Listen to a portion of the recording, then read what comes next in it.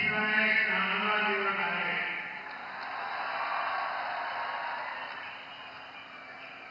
भगवान गोरक्षनाथ यांच्या प्रगट दिवस त्यांना नमन. आद्य क्रांतीवीर लौहजी प्रताप भावे यांची जयंती त्यांना कोटी कोटी प्रणाम.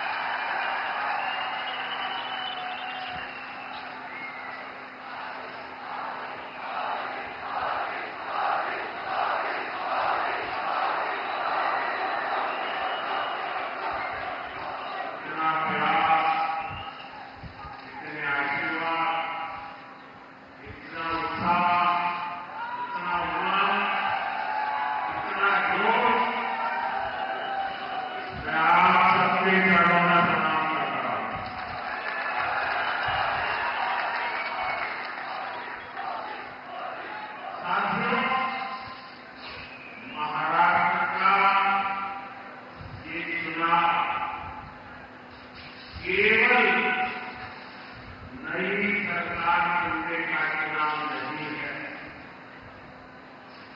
एक और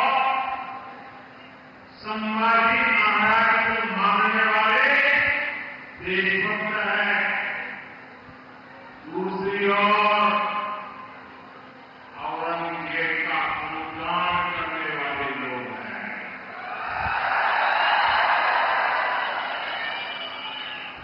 पूरा महाराष्ट्र जानता है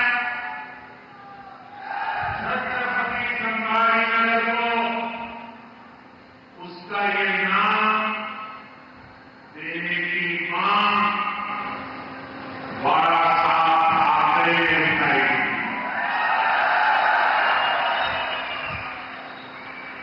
हमारी सरकार की 2.5 साल सत्ता रही, लेकिन कांग्रेस के दबाव में इन लोगों की हिम्मत नहीं हुई.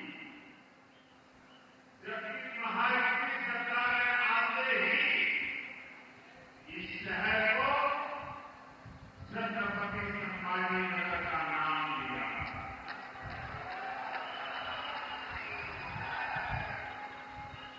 हमने आपकी इच्छा को पूरा किया. हमने बाला साहब ठाकरे की इच्छा को पूरा किया. और मैं शिंदे जी आपको और आपकी सरकार को भी बहुत बहुत बधाई देता हूं. और साथियों, औरंगाबाद को छत्रपति संभाजीनगर बनाने का ज्यादा तकलीफ इसे हुई थी, इसी कांग्रेस पार्टी को, अघाड़ी वालों को, जिसके पाले पोसे हुए लोग इस फैसले को पलटने के लिए कोर्ट तक चले गए थे। आप मुझे बताइए, जिन्हें संभाजी महाराज के नाम पर आपत्ति है, जिन्हें उनके हत्यारे में अपना मसीहा दिखता है, ये लोग महाराष्ट्र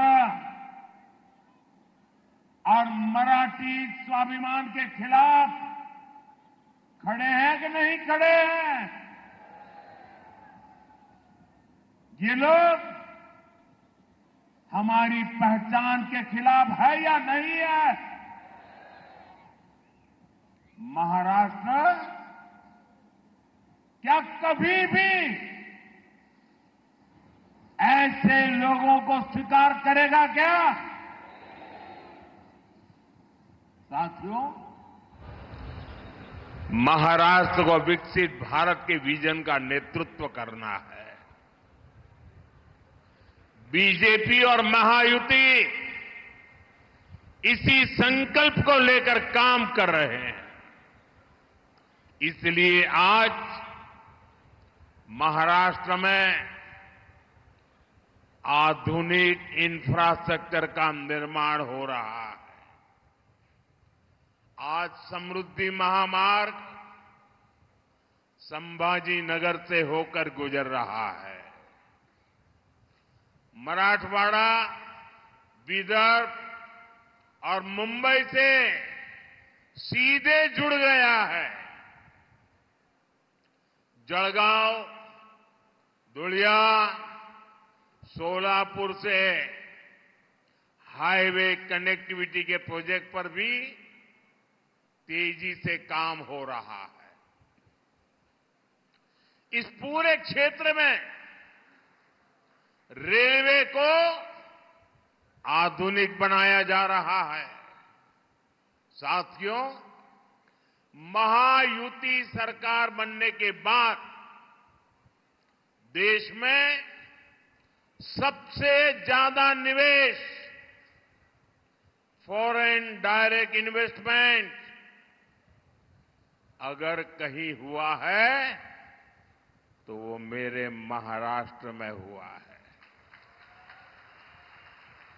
शिंदे जी, इसके लिए भी आपको और आपकी टीम को बधाई।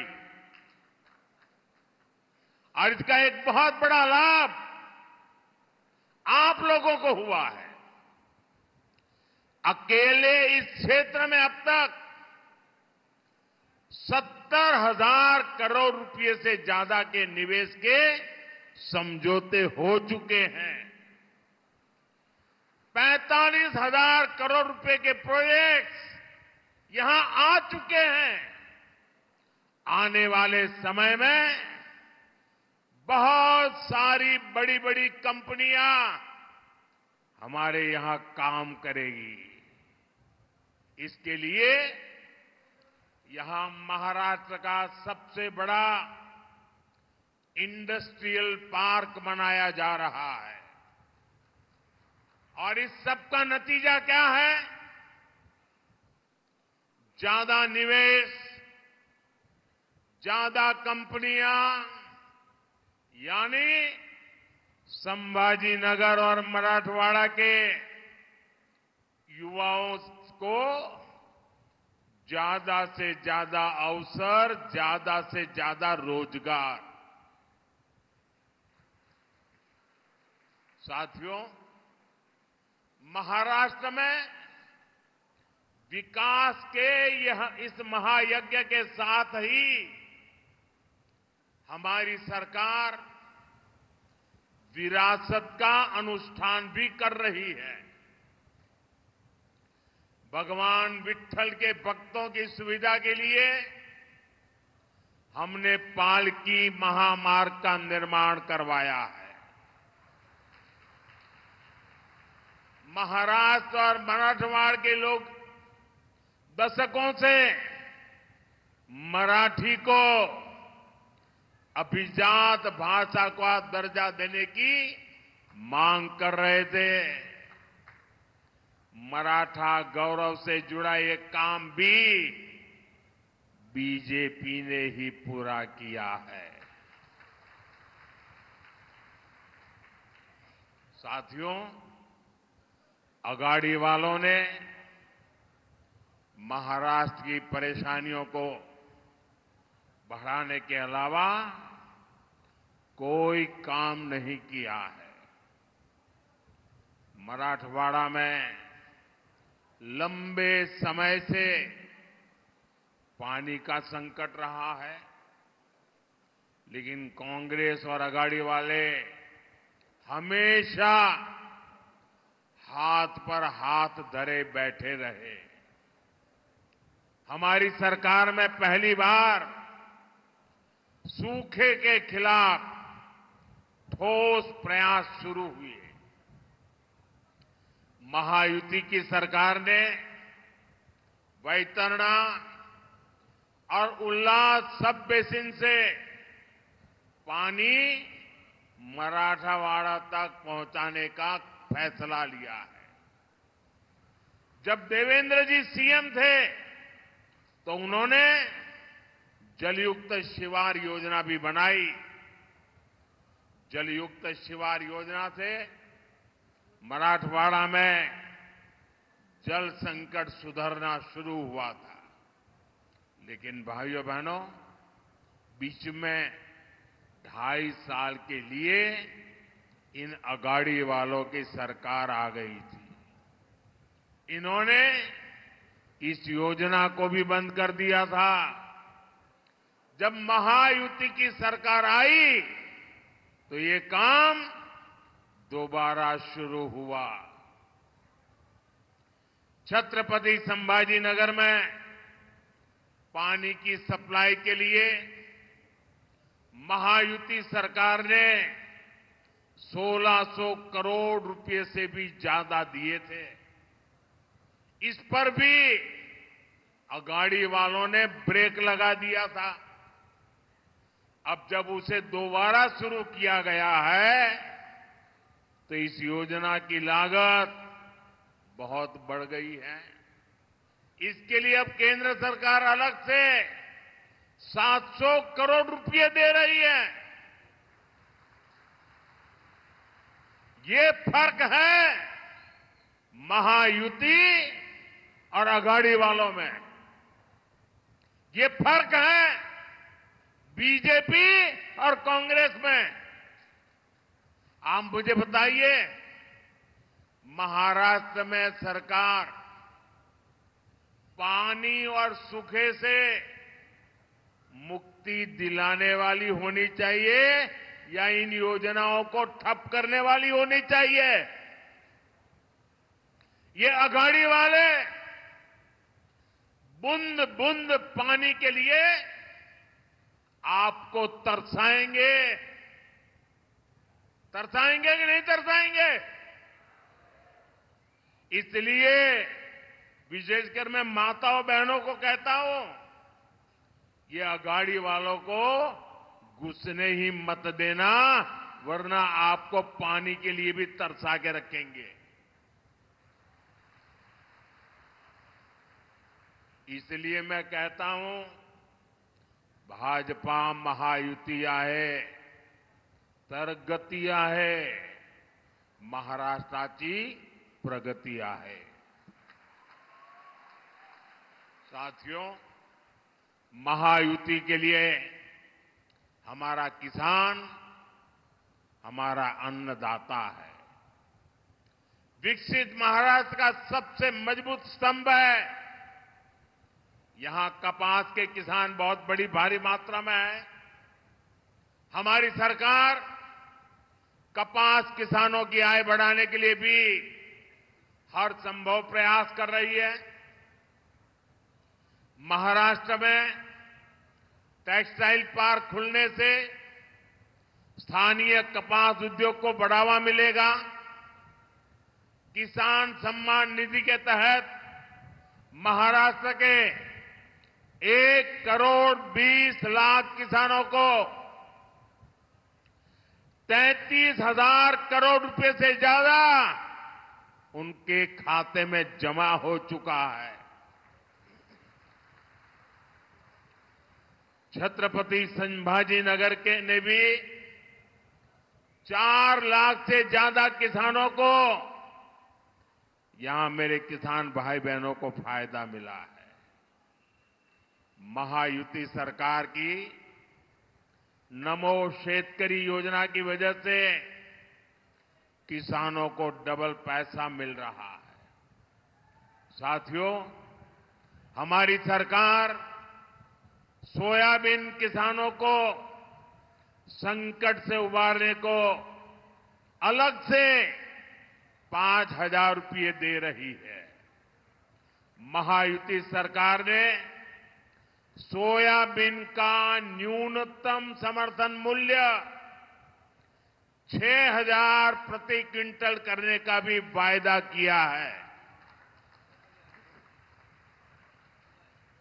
अगले 5 वर्षों में किसानों का फायदा भी बढ़ेगा, उन्हें नए अवसर भी मिलेंगे।